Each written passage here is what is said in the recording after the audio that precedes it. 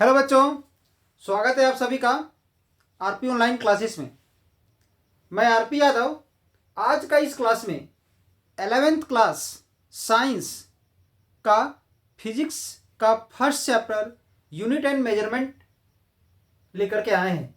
आज का इस क्लास में हम 11th क्लास साइंस में फिजिक्स का जो पहला चैप्टर है हमारा यूनिट एंड मेजरमेंट, उसी का कुछ टॉपिक्स का हम डिस्कस करने वाले हैं और उस चैप्टर में very very important MCQ questions आप लोग को आज बताने वाले हैं।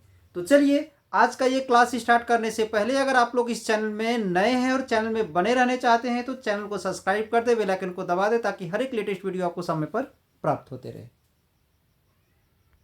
तो ध्यान दोगे, सबसे पहले इस चैप्टर का नाम है हमारा unit 1 physical word and measurement, यानी 11th क्लास फिजिक्स का चैप्टर है। ठीक है, तो इसमें सबसे पहले हम लोग देखते हैं पढ़ना क्या क्या है हमारा। इसमें टॉपिक्स चैप्टर है, यूनिट है हमारा यूनिट एंड मेजरमेंट में सबसे पहला टॉपिक पढ़ना है सिस्टम ऑफ यूनिट्स। ठीक है, इसके बाद दूसरा पढ़ना है फंडामेंटल यूनिट्स, तीसरा है हमारा डिराइव्ड यूनिट, इसके बाद है सिग्निफिकेंट फिगर्स, इसके बाद है डायमेंशन ऑफ फिजिकल क्वांटिटीज, उसके बाद है dimensional analysis and its application. यानी इतने सारे टॉपिक हमें इस चैप्टर में पढ़ना है। तो ठीक है, तो सबसे पहले जानते हैं कि आज का इस क्लास में हम कौन कौन सा टॉपिक डिस्कस करने वाले हैं। तो आज का इस क्लास में हम सिस्टम ऑफ यूनिट डिस्कस करने वाले हैं, सेकेंड फंडामेंटल यूनिट डिस्कस करने वाले हैं और डिराइव्ड यूनिट डिस्कस करने वाले हैं। तो इससे अगले वाले क्लास में बाकी टॉपिक्स को हम लोग डिस्कस करेंगे। तो आज का इस क्लास में हम इन तीनों टॉपिक्स को डिस्कस भी करने वाले हैं और इससे important very very important MCQ questions भी आप लोग को बताने वाले हैं। ठीक है, तो ध्यान दोगे, सबसे पहला टॉपिक है सिस्टम ऑफ यूनिट्स। तो सिस्टम ऑफ यूनिट्स का मतलब क्या होता है कि किसी भी फिजिकल क्वांटिटीज का जो यूनिट है उसको रिप्रेजेंट करने का कितने सारे सिस्टम्स हैं, यानी कितने सारे तरीके से हम उसके यूनिट को रिप्रेजेंट कर सकते हैं। तो पता होना चाहिए कि सिस्टम ऑफ यूनिट्स 4 प्रकार का है, यानी फिजिकल क्वांटिटीज का जो यूनिट्स है उसे हम लोग 4 प्रकार से रिप्रेजेंट कर सकते हैं। पहला CGS सिस्टम ऑफ यूनिट्स, दूसरा MKS सिस्टम ऑफ यूनिट्स, तीसरा FPS सिस्टम ऑफ यूनिट्स और चौथा है SI। ठीक है, तो ध्यान दोगे CGS सिस्टम ऑफ यूनिट्स। तो ये CGS का मतलब होता है सेंटीमीटर ग्राम सेकेंड, MKS का मतलब होता है मीटर किलोग्राम सेकेंड, FPS का मतलब होता है फुट पाउंड सेकेंड और SI का मतलब होता है सिस्टम ऑफ इंटरनेशनल। तो ठीक है, तो सबसे पहले देखते हैं फर्स्ट जो CGS सिस्टम ऑफ यूनिट जो है, इसमें लेंथ जो होता है उसका यूनिट हम लोग सेंटीमीटर में यूज करते हैं। लेंथ का यूनिट जो है सेंटीमीटर हम लोग लेते हैं। ठीक है, मास का लेते हैं ग्राम और टाइम का लेते हैं सेकेंड। तो अब क्वेश्चन आता है कि लेंथ में हमारा क्या क्या आ जाएगा। लेंथ आ जाएगा, ब्रेड्थ आ जाएगा, हाइट आ जाएगा, रेडियस आ जाएगा, डिस्टेंस आ जाएगा, डिस्प्लेसमेंट आ जाएगा, डायमीटर आ जाएगा, ये सब हमारा हाइट आ जाएगा, ये सब आ जाएगा हमारा लेंथ में। और इन सभी का यूनिट जो है अगर हमें CGS सिस्टम में पूछा जाएगा तो क्या होगा, तो सेंटीमीटर होगा। ठीक है, अब हम लोग आ जाते हैं MKS में। तो MKS में क्या है, MKS में लेंथ का जो यूनिट है वो मीटर होगा। ठीक है, उसके बाद मास का जो यूनिट है वो किलोग्राम होगा, टाइम का जो यूनिट है वो क्या होगा, तो सेकंड होगा। ठीक है, अब हम लोग FPS में आ जाते हैं। तो FPS में क्या है, ठीक है, तो ध्यान दोगे, जो लेंथ का जो यूनिट है वो फुट होगा, मास का जो यूनिट है वो पाउंड होगा और टाइम का जो यूनिट है वो सेकंड होगा।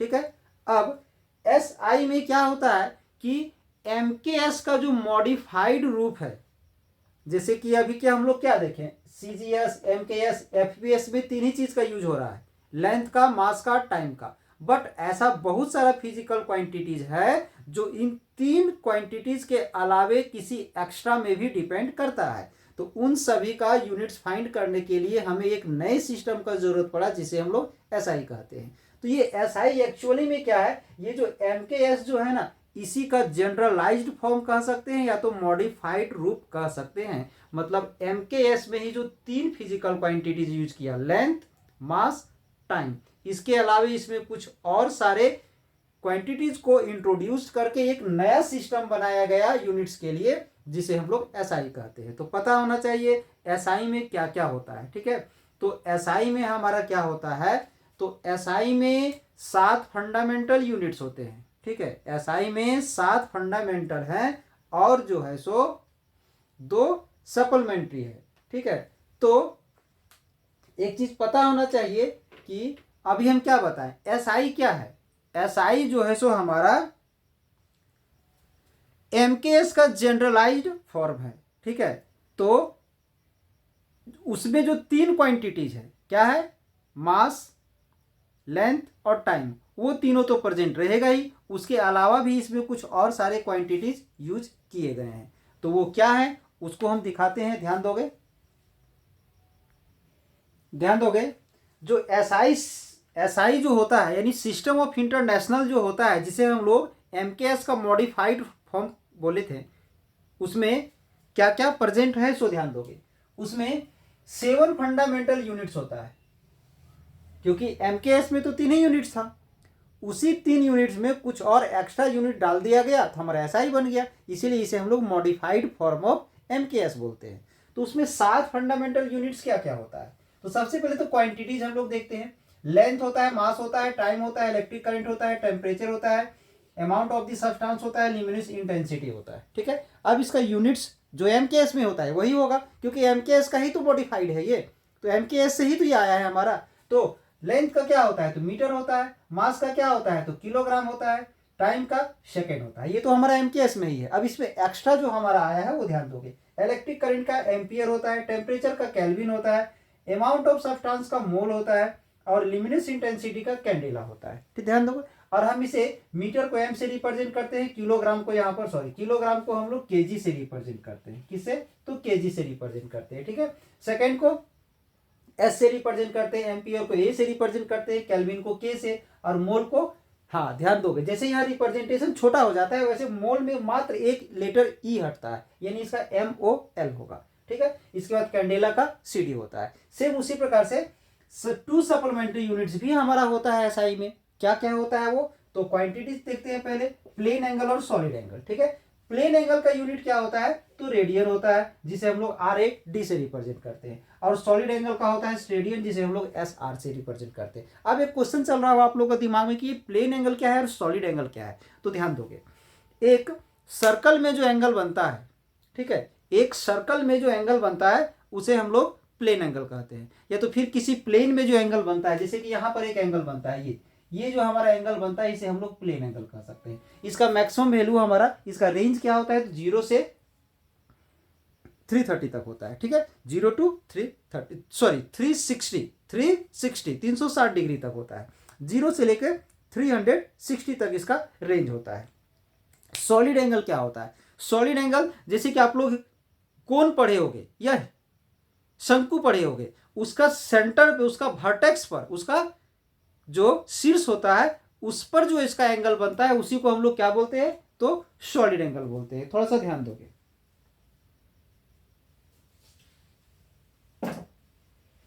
जैसे यहां एक ध्यान दोगे, हमारे हाथ में एक पेज है, ठीक है, एक पेपर है। अब इससे अगर हम एक कोण बना देते हैं, इस प्रकार से अगर हम एक कोण बना देते हैं, ऐसा एक हम कोण बना देते हैं।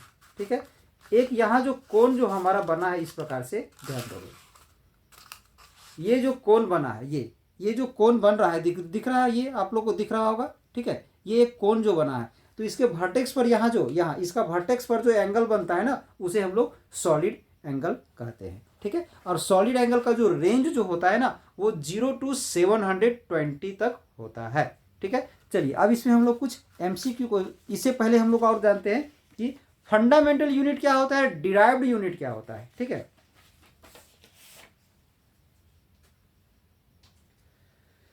तो फंडामेंटल यूनिट हम लोग उसको बोलते हैं जो इंडिपेंडेंट होता है।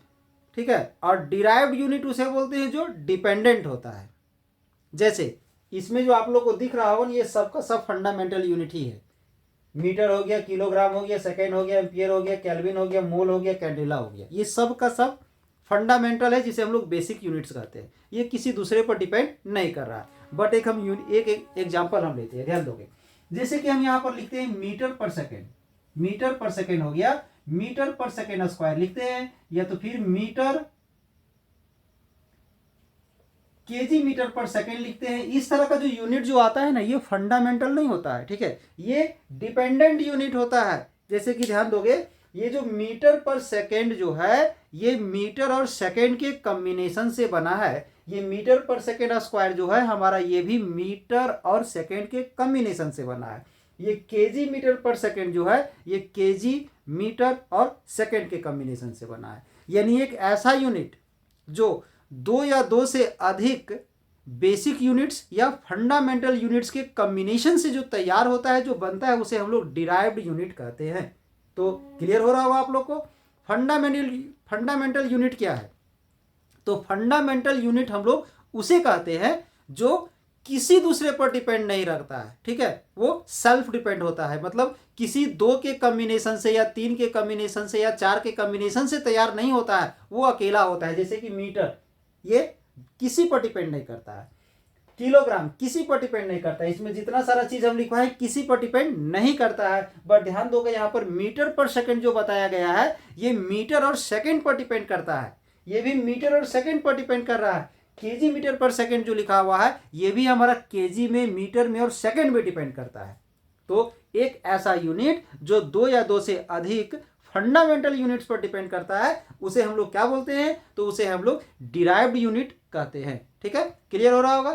फंडामेंटल यूनिट क्या है? जो किसी दूसरे पर डिपेंड नहीं करेगा, मतलब दो या दो से अधिक के कॉम्बिनेशन से नहीं बनेगा, वो अकेला होता है। ठीक है, और डिराइव्ड यूनिट हम उसे बोलते हैं जो दो या दो से अधिक फंडामेंटल के कॉम्बिनेशन से हमारा जो तैयार होता है, उसे हम लोग डिराइव्ड यूनिट कहते हैं। ठीक है, तो चलिए अब इतने सारे टॉपिक जो बताए हैं, इस टॉपिक पर बेस्ड हम कुछ प्रॉब्लम आप लोग को बताने वाले हैं। ठीक है, ध्यान दोगे।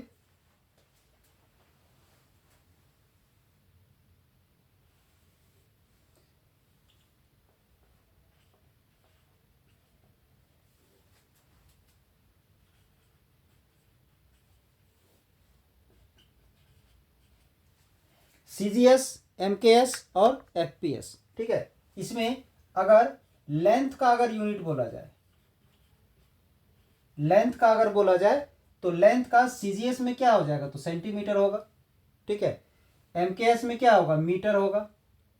फुट, पाउंड, सेकेंड, यानी एफपीएस में क्या होगा? तो फुट होगा, यानी एफटी होगा। तो इस लेंथ में क्या क्या आ जाएगा? तो लेंथ में डिस्टेंस आ जाएगा, डिस्प्लेसमेंट आ जाएगा, ब्रेड्थ आ जाएगा, हाइट आ जाएगा, डायमीटर आ जाएगा, रेडियस आ जाएगा, इतने सारे सब चीज़ आ जाएगा। और सबका क्या होगा? सेंटीमीटर होगा सीजीएस में, एमकेएस में मीटर होगा, एफपीएस में फुट होगा। ठीक है, अब अगर हम मास का देखते हैं, मास का अगर देखा जाए तो इसमें क्या हो जाएगा? तो ग्राम होगा सीजीएस में, क्योंकि क्या है? सेंटीमीटर, ग्राम, सेकेंड। ठीक है, इसमें क्या होगा? तो इसमें केजी हो जाएगा मास का। क्वांटिटी मेरा वही है, अलग अलग सिस्टम में यूनिट्स अलग अलग होते हैं। ठीक है, अब एफपीएस में क्या हो जाएगा? पाउंड हो जाएगा। ठीक है, तो पाउंड को हम लोग यहाँ पर एलबी से रिप्रेजेंट करते हैं। ठीक है, एलबी। तो मास का सीजीएस में उसका यूनिट जी होगा, यानी ग्राम। एमकेएस में केजी हो जाएगा, और एफपीएस में पाउंड होता है, जिसे हम लोग शॉर्ट में एलबी से रिप्रेजेंट करते हैं। ध्यान दोगे। फिर टाइम का क्या होगा? टाइम का हो जाएगा इसमें सेकेंड, इसमें भी सेकेंड, इसमें भी सेकेंड। तीनों सिस्टम में टाइम का यूनिट सेम होता है। ठीक है, तो इस हिसाब से अगर हम कुछ सिंपल क्वांटिटीज अगर हम लेते हैं, ध्यान दोगे, अगर हम यहाँ पर स्पीड लेते हैं, स्पीड का सबसे पहले स्पीड लेते हैं, तो पता होना चाहिए कि स्पीड का फॉर्मूला क्या होता है। तो स्पीड का फॉर्मूला होता है distance by time. Distance by time होता है। अब अगर इसका डिस्टेंस बाय टाइम होता है, तो इसी का अगर हम डिफरेंट डिफरेंट सिस्टम में अगर इसका हम यूनिट निकालेंगे, ध्यान दोगे, इसका सीजीएस यूनिट अगर हम निकालते हैं, किसका? स्पीड का। स्पीड का अगर हम लोग सीजीएस यूनिट में जाते हैं, तो डिस्टेंस, डिस्टेंस एक प्रकार का लेंथ है, तो लेंथ है तो सीजीएस में क्या होगा, तो सेंटीमीटर हो जाएगा। टाइम का क्या हो जाएगा, तो सेकेंड हो जाएगा। ठीक है, सीजीएस में डिस्टेंस का सेंटीमीटर हो जाएगा और टाइम का सेकेंड हो जाएगा, यानी इसका सेंटीमीटर पर सेकेंड आप ये ऐसे लिख सकते हैं, या फिर सेंटीमीटर पर सेकेंड हम ऐसे लिख सकते हैं। ठीक है, अब अगर इसी का हम एमकेएस में अगर हम फाइंड करते हैं, एमकेएस में अगर हम निकालते हैं तो एमकेएस में क्या आएगा, तो एमकेएस में डिस्टेंस का क्या होगा, तो एमकेएस में डिस्टेंस का मीटर हो जाएगा। तो हम लोग यहाँ पर क्या लेंगे, मीटर पर सेकेंड, यानी इसका आ जाएगा मीटर पर सेकेंड ऐसे लिख सकते हैं, या तो मीटर पर सेकेंड हम ऐसे लिख सकते हैं।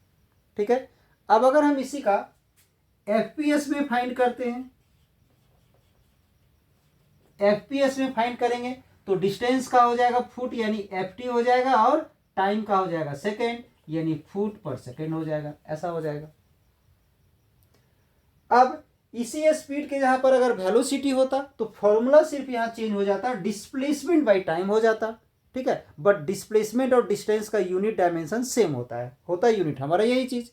ठीक है, अब अगर हम इसी के जगह पर ध्यान दोगे, अगर यहीं पर हम लोग चेंज कर देते हैं थोड़ा सा, अगर हम यहां पर ले लेते हैं एक्सेलरेशन, अगर हम ले लेते हैं, ध्यान दोगे, अगर इसी जगह पर अगर हम एक्सेलरेशन लेते हैं,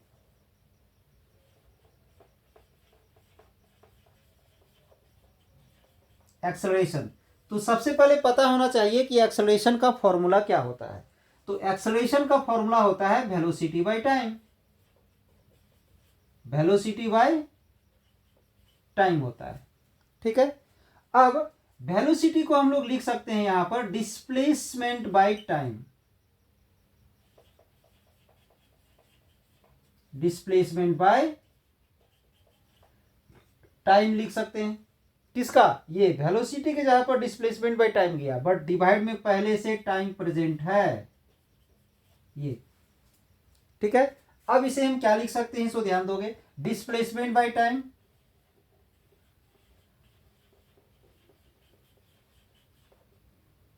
डिस्प्लेसमेंट बाय टाइम इनटू ये जो टाइम नीचे ही से टाइम बाय वन हम लिख सकते हैं।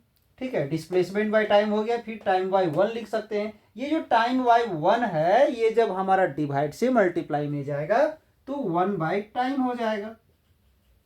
क्या हो जाएगा, तो वन बाय टाइम, इसको मल्टीप्लाई कर दोगे, डिस्प्लेसमेंट को वन से मल्टीप्लाई करेंगे,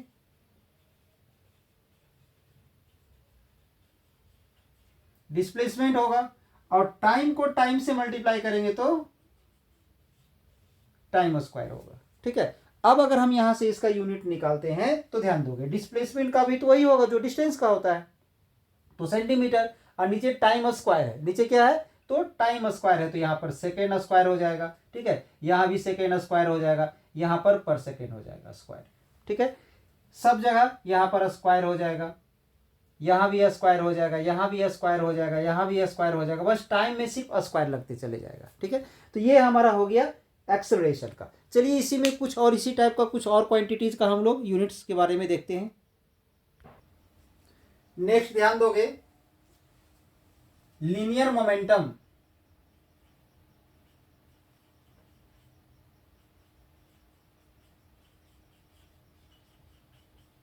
अगर लीनियर मोमेंटम का यूनिट अगर हमसे पूछा जाएगा तो क्या होगा, ध्यान दोगे, लीनियर मोमेंटम का फॉर्मूला होता है मास इंटू वेलोसिटी। ठीक है, फॉर्मूला इसका क्या होता है, तो मास इंटू वेलोसिटी होता है, और इसे हम लोग पी से रिप्रेजेंट करते हैं, मास इंटू वेलोसिटी होता है। ठीक है, अब इसके बाद ध्यान दोगे, वेलोसिटी का फॉर्मूला क्या होता है, तो वेलोसिटी का फॉर्मूला आप लोग पढ़े होंगे, डिस्प्लेसमेंट बाय टाइम। ठीक है,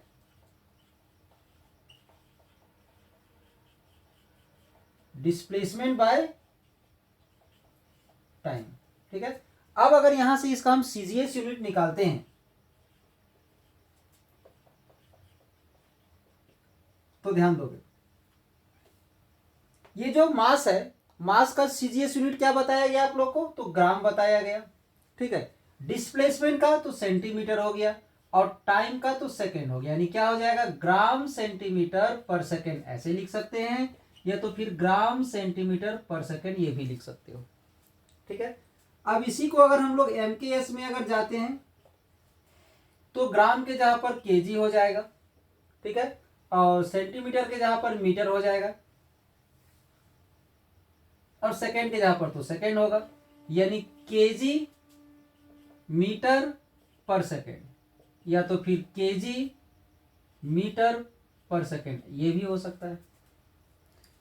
एफपीएस में अगर हम लोग जाते हैं तो एफपीएस में मास का क्या होता है, तो पाउंड होता है, जिसे हम लोग एलबी से रिप्रेजेंट करते हैं, ठीक है, और डिस्प्लेसमेंट का फुट हो जाएगा, जिसे एफटी से रिप्रेजेंट करते हैं, और डिवाइड में सेकेंड आ जाएगा, तो क्या हो जाएगा, एलबी फुट पर सेकेंड ऐसे लिख सकते हैं। ठीक है, नेक्स्ट क्वेश्चन है फोर्स।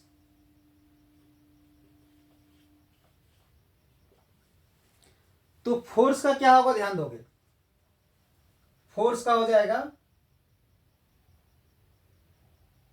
फॉर्मूला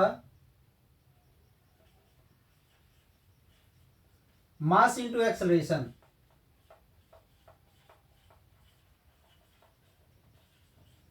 इसका फॉर्मूला होता है मास इंटू एक्सेलरेशन, ठीक है, यानी द्रव्यमान गुना त्वरण। ठीक है, तो अभी हम लोग एक्सेलरेशन का एक फॉर्मूला लिखे थे, वेलोसिटी बाय टाइम या तो फिर डिस्प्लेसमेंट बाय टाइम स्क्वायर। ठीक है, तो हम डायरेक्ट लिखने वाले हैं,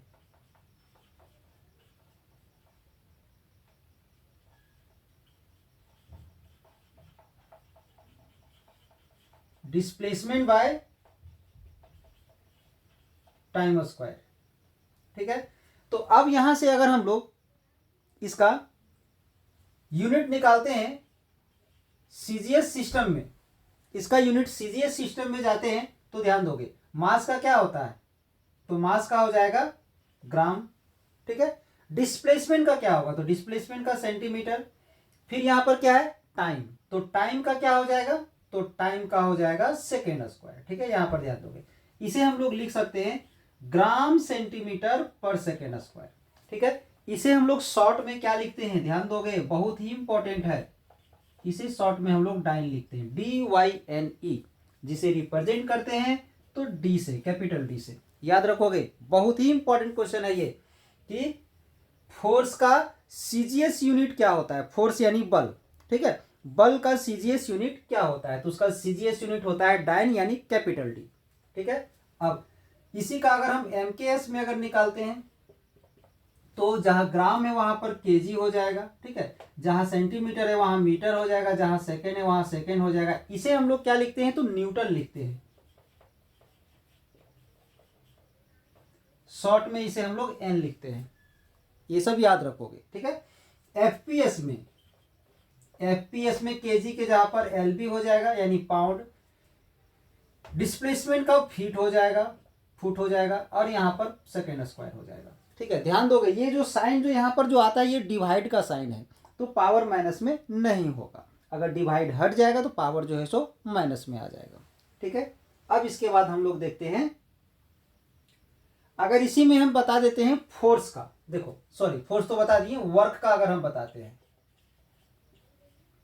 वर्क का अगर हम बताते हैं इसी में, तो वर्क का फॉर्मूला क्या होता है, तो वर्क का होता है फोर्स इंटू डिस्प्लेसमेंट।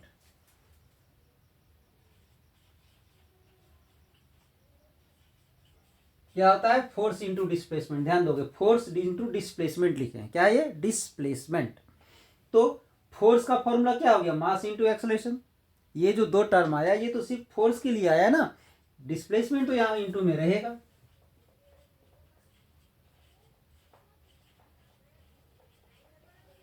डिस्प्लेसमेंट तो होगा, ठीक है, वैसे ही मास के जहां पर मास ले लिए, एक्सेलरेशन के जहां पर डिस्प्लेसमेंट बाय टाइम स्क्वायर ले लिए, ये डिस्प्लेसमेंट तो रहेगा यहां पर।